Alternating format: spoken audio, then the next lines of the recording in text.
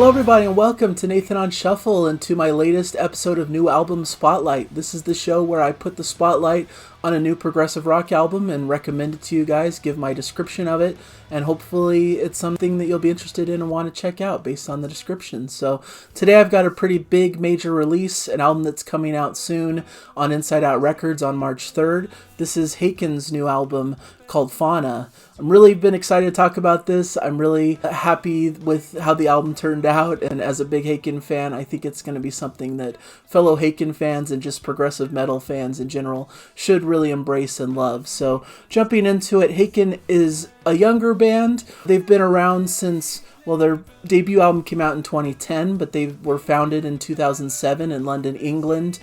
Basically, three buddies from school coming together, Richard Henschel, Ross Jennings, and Matt Marshall, soon joined by keyboardist Peter Jones and drummer Ray Hearn. They have since had some lineup changes. They brought in Charlie Griffiths into the fold. Diego Tejeda was their early keyboard player who replaced Peter Jones as he went off to do studies and do other things unrelated to the band. But now Peter Jones is actually returning to the group as their keyboard player, as Diego has left the group. So we've got him returning, Richard Henschel, Ross Jennings, and Charlie Griffiths still at the core with Ray Hearn on drums and Connor Green on bass. He's been with the band for quite some time now too. So it feels like we're getting a pretty solidified lineup here. The major change being in the keyboard department with Peter Jones joining back up with the group, but he joins in and fits perfectly like a glove because he was with Haken in the very early days when they were doing their early demos and playing together. So the bandmates know him very well, and his style really fits into the groove of what Haken are all about and what they're doing now. So the concept for this record is an interesting one. The premise of the album when they started writing it was that every song would have an animal associated to it. Ross Jennings explains they all have something related to the animal kingdom that we could write about, but also connect to the human world. Each track has layers and some of them are more obvious than others. Richard Henschel compared the concept to the mountain, where it's not really a concept in terms of a storyline that goes throughout and tells a very cohesive story, similar to Aquarius and Visions, which had a very through line with a story throughout all of the lyrics, but like the mountain, it's more thematically linked with this overarching concept, and all of the tracks really fit into that bigger theme. On the mountain, it was more about the concept of climbing a mountain and overcoming obstacles along the way in our lives, and this one is more about the connection between us and animals and making this link between the animal kingdom and our human experience. So really interesting conceptual ideas. Haken, to me, are just innovators in the genre. They're an important band that have come onto the scene and really marked a change in progressive metal, away from the typical Dream Theater clones that you experienced throughout like the more early 2000s. I think they came in with a more creative approach and have really incorporated other elements into their music and really streamlined their sound, made it sound more modern and fresh, and are bringing about a lot of cool new influences and inspirations into their music that really makes it stand out in this department. So I really love this new record. I think it's another innovation, another step forward for the group. Their last pair of albums, Vector and Virus, really leaned into this more heavier aspect for the band, almost a gent style to their sound, which really strayed a little bit away from what I tend to like in my progressive metal. I liked their earlier records that had a bit more of that lighter progressive rock influence, delving backwards into the 70s styles, but bringing it into a new era. I loved their big expansive instrumental sections where they were able to play off of those influences and create something really adventurous and interesting. And I feel like Vector and Virus, although really sonically excellent and still tight playing and really, really cool, a modern approach, really kind of went away from that more prog influence into a more metal direction. But it was still baked in, it was still there, don't get me wrong, especially on Virus with like the big, massive Messiah Complex epic. There's definitely pieces of that classic Haken sound, but I just feel like as they develop as a band, they get more into this heavier aesthetic and more metallic and more modern sounding. But I feel like this new album, Fauna, does a great job in still maintaining that lane there's still some really heavy, cool stuff that sounds not too far removed from Vector and Virus, but they're hearkening back to their prior influences as well, to stuff that wouldn't sound too out of place on The Mountain, or even back towards Visions, or even Affinity. Those other albums are referenced here, and it feels that way for me overall, that this record is a bit of an homage to their catalog and their storied career, but also a signpost toward a new and more eclectic and modern future, where they're bringing in these pop elements, these electronic elements, these newer sounds and style, this math rock feel that's more indicative of the now and of the things that bands, their contemporaries, are doing to keep the scene fresh and evolving. And so I really love that.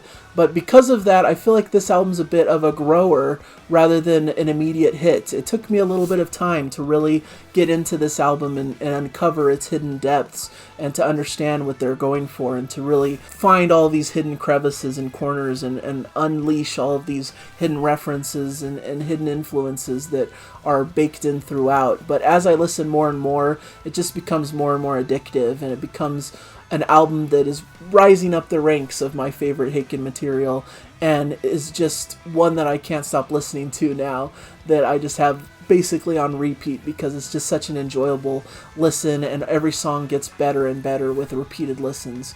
The album starts with Taurus, a single that they released fairly recently, several weeks back.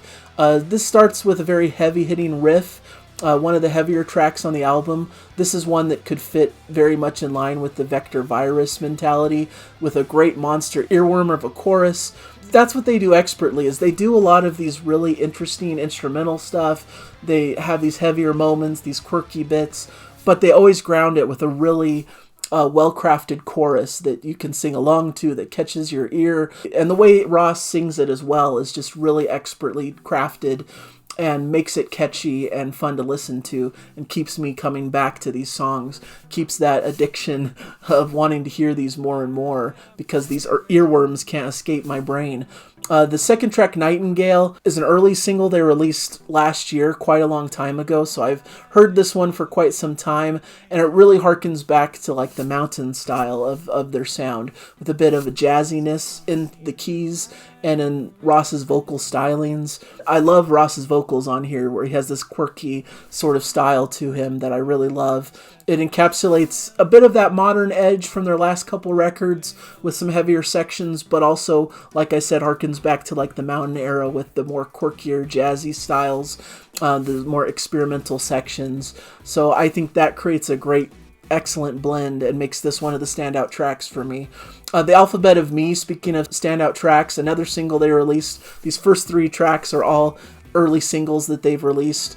But The Alphabet of Me is one of my favorite tracks of the record, because it really encapsulates this idea of them pressing forward and finding new influences and doing something a bit different. This has a lot of that pop influence baked into it, but done in such a unique, quirky style that it still feels progressive and different and complex and interesting. It brings a bit of an indie pop feel, similar to like Everything Everything and what they do, but never forgets the Haken style as well, with a very heavy Haken style anthemic chorus grounding it all. But I love the quirky beats and the more electronic elements. There's a trumpet feature at the end. It's just a really cool track that has so much going for it, and was really refreshing listening to it. It really brought something new and exciting for the band.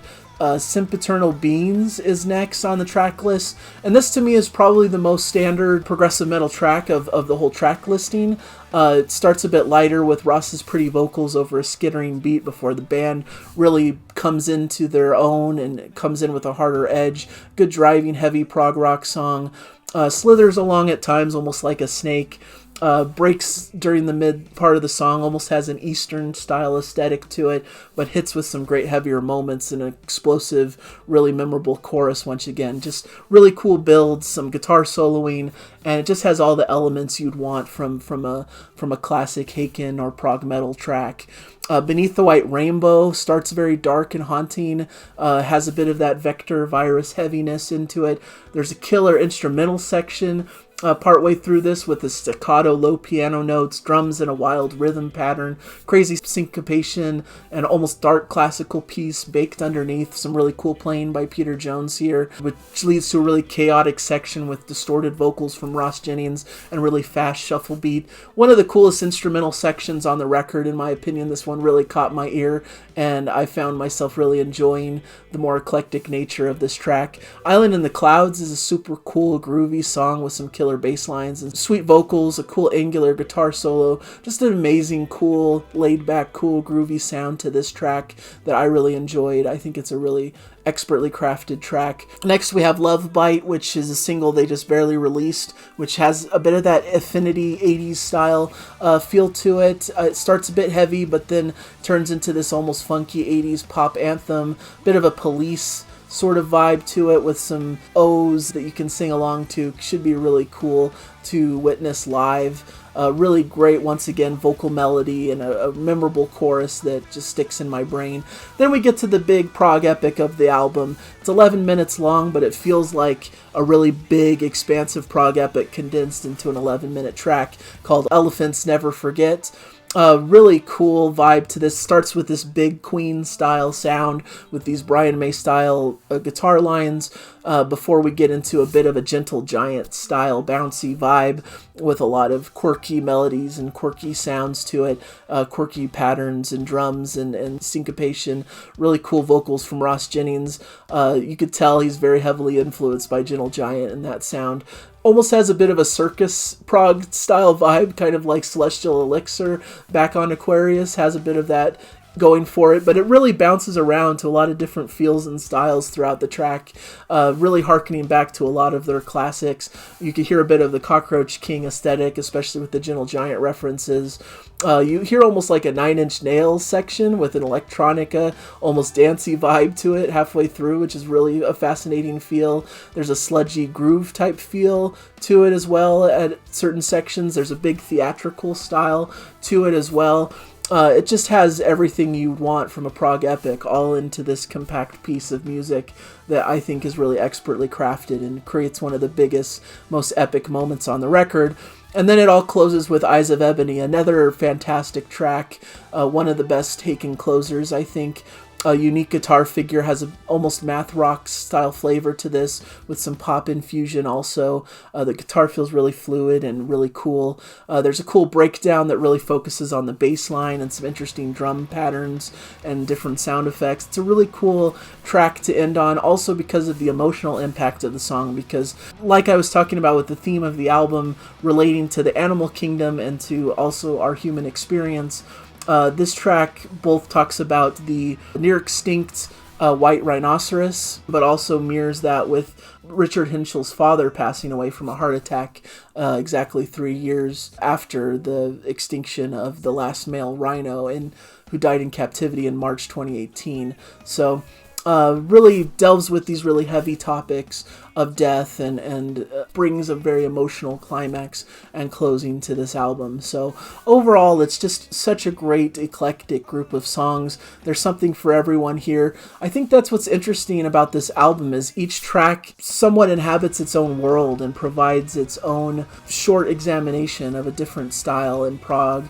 And so it creates a really eclectic, fun listen where every track stands out and is its own unique style and its own unique feel. So I really like that aspect. I think it really makes for a very memorable listen through where each track stands on its own, but it's also cohesive because it keeps this theme of these animals and this fauna idea of how these animals relate and connect and how it connects to the human experience. So just overall, a really great effort from an incredible band. Really recommend this heavily. It's just such an expertly crafted album that the band is really coming into their own here. I mean, they've already come into their own in a sense because they're one of the leading figures of this progressive metal movement, but I think they're even coming more to terms with where they want to go as a band and really solidifying their lineup and their sound, bringing in some disparate influences, but keeping true to that core of what